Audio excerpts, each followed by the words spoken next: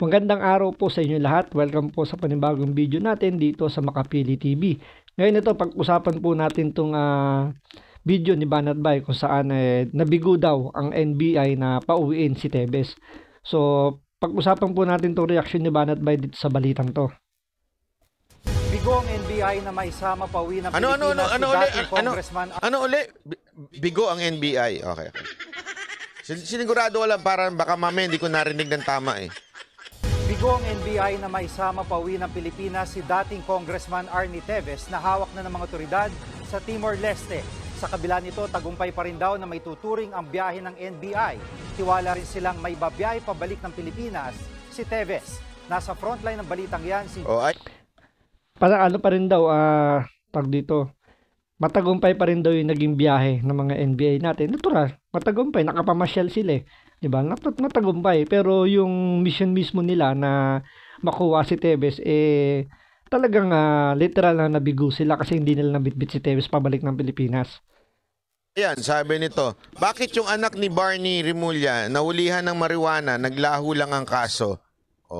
Kaya nga, katulad ko, hindi ko na ho yun, hindi ko na dinidiin pa.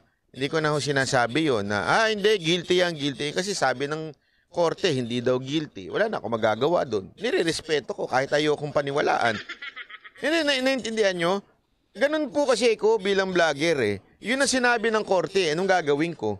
Pagpipilitan ko pa rin na durugista yung anak niya. Hindi ko pwedeng sabihin yun.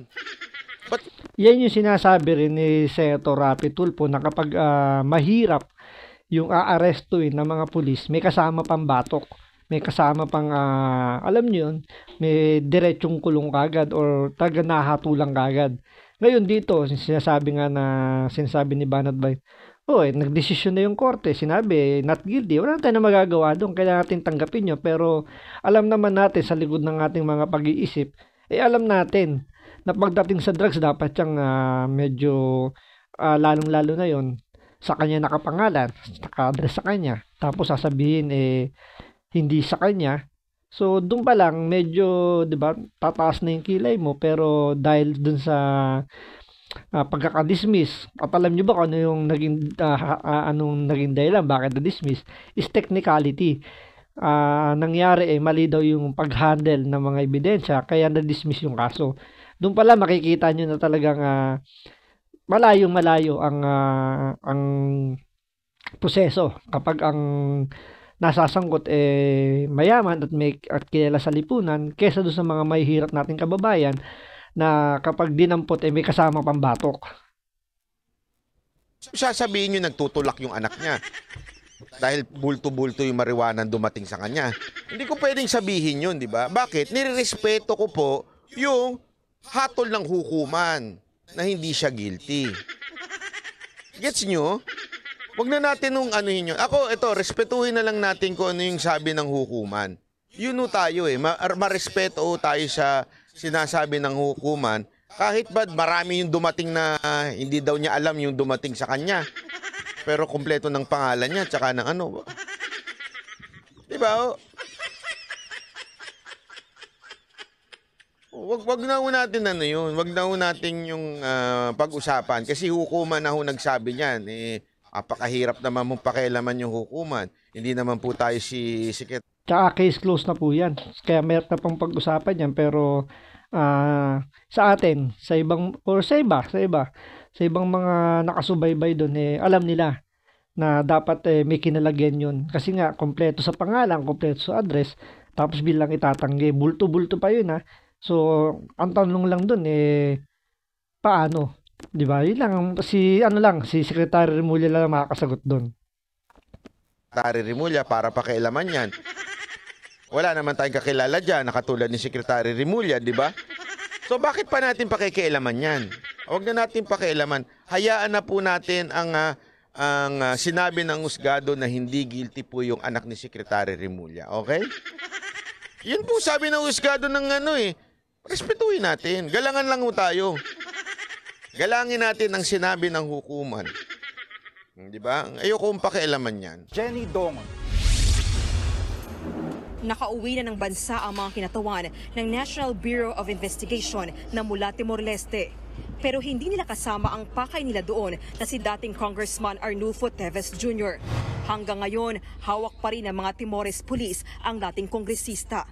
May gumugulong pa kasing court trial kay Teves sa Timor-Leste kaugnay ng merito ng kanyang red notice. Lalo't inaapila rin ng kampo ni Teves ang pagkakaroon ulit ng political asylum ng dating kongresista. May sarili kasing proseso ang Timor-Leste bago i-turn over si Teves sa NBI. Pero kahit hindi kasamang umuwi ng NBI si Teves, giniit ni NBI Director. Sabi ni Diego Latigo, pwede bang buksan uli yun? Alam ko, pwede, pero mahirap, malabo. Ngayon, malabo. Malabo yan. Ngayong panahon na to malabo. Midado de Lemos na matagumpay ang kanilang biyahe. Kung hindi tayo dumating doon, baka hindi sila ganun ka-agresibo mag-enforce ng...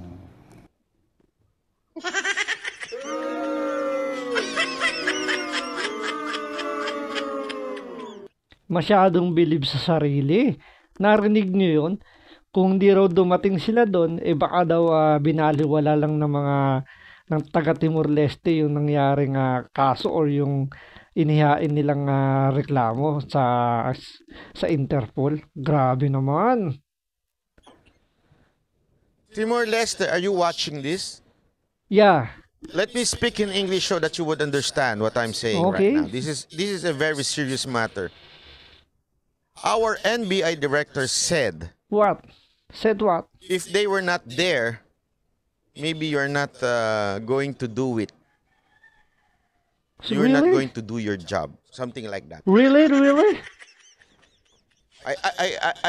I'm sorry. In behalf of our government, I'm saying sorry. Because this is a little bit of a blasphemous. This is a little bit of arrogant in my part. Our NBI director said, simple. He said, if you were not there, maybe your Timor-Leste government will not do their job. Diba nakakahiya? Na parang inaakusahan nitong NBA director natin or ang pinalalabas niya rito na kung hindi pa sila kumilos, hindi rin kikilos daw ng mga taga Timor-Leste na parang sinasabi nila na mas magaling sila, parang kailangan pa nilang, alam niyo yun, kailangan pa ng, masyadong nagmamagaling. Yun ang pinaka-end doon, pinaka-word sa atin doon. Masyadong nagmamagaling na kayo nga hindi nyo nahuli-huli. Hindi nyo nagawa ng paraan nung panahon na nandyan si Teves sa Pilipinas. Hindi nyo nagawa ng paraan na mahuli siya.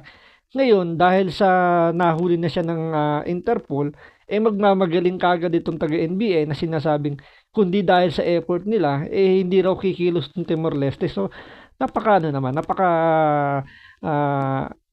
masabi ba natin arrogante or something na ganun, ang datingan na parang hindi sila kumilos kung di pa kami gagalaw. So, parang naman, di ba? Masyadong nakakawalang respeto yung ganong klaseng linyahan. Will not push for judging or push for implementing the law in your land. In other words, Timor-Leste, our NBI director is so in my perception, okay? It means you're nothing but a second-rate trying hard copycat. So parang ganun ba ang ibig sabihin ni Banat Bay dito? In my perception, it's a little bit arrogant for us to say that. We're sorry, Timor-Leste. I'm sorry. Sorry, I never told you. Tuloy. Hey. Kung hindi tayo dumating doon, baka hindi sila ganun ka-agresibo mag-enforce ng red notice list.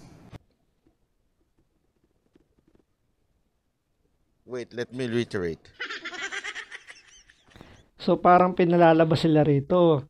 May pinapanigan ang Timor-Leste or binibigyan ng ng special treatment or ng, sabihin natin, ng pabor si Tevez dun sa bansang yun.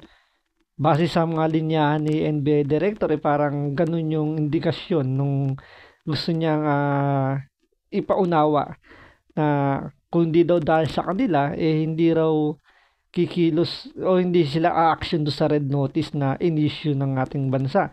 So parang lumalabas is under ng Pilipinas itong Timor-Leste. Grabe naman ang taas nyo grabe naman yung tingin nyo sa sarili nyo, parang ang taas-taas naman masyado. Our NBI director said, if we were not there, maybe they will not be enforcing the red notice very well. Wow! Wow! That is ridiculous statement. One of the viewers even said, grabe talaga itong ginawa nila, no? So, abangan po natin sa mga susunod pang video natin kung ano yung magiging reaction naman ng Timor-Leste. So, maraming salamat po sa panonood. Ingat po kayo lagi.